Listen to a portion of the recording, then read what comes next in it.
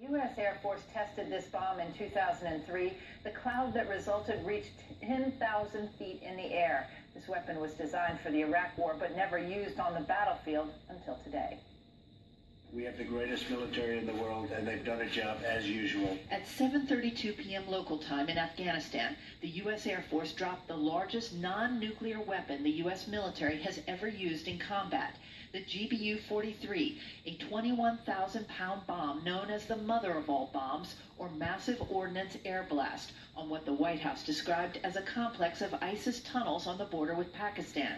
We targeted a system of tunnels and caves that ISIS fighters used to move around freely. The United States takes the fight against ISIS very seriously, and in order to defeat the group, we must deny them operational space, which we did. The president says the top general in Afghanistan didn't need to ask permission to conduct the strike.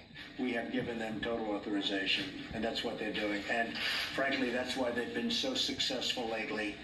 If you look at what's happened over the last 8 weeks and compare that really to what's happened over the last 8 years, you'll see there's a tremendous difference. Former Green Berets say this is a dramatic shift in how the military is being used. Our diplomats are now emboldened. When they come to the table, they can speak with the authority of the United States military behind them, and our opponents and our allies know that we have the political will to use it. The target of the explosion was a series of tunnels near Achin in Nangarhar province, 35 miles south of Jalalabad, where the U.S. has a base.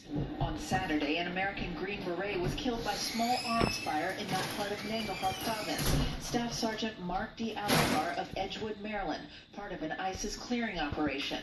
The U.S. military says the strike today was not in retaliation for the Green Beret's death.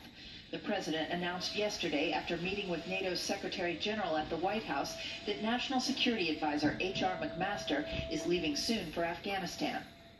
The top U.S. commander in Afghanistan, General John Nicholson, testified recently that he needs several thousand more U.S. or NATO troops for Afghanistan. There are currently 8,400 American troops on the ground there, Brett. More on this with the panel. Jennifer Griffin, live at the Pentagon. Jennifer, thank you. Senior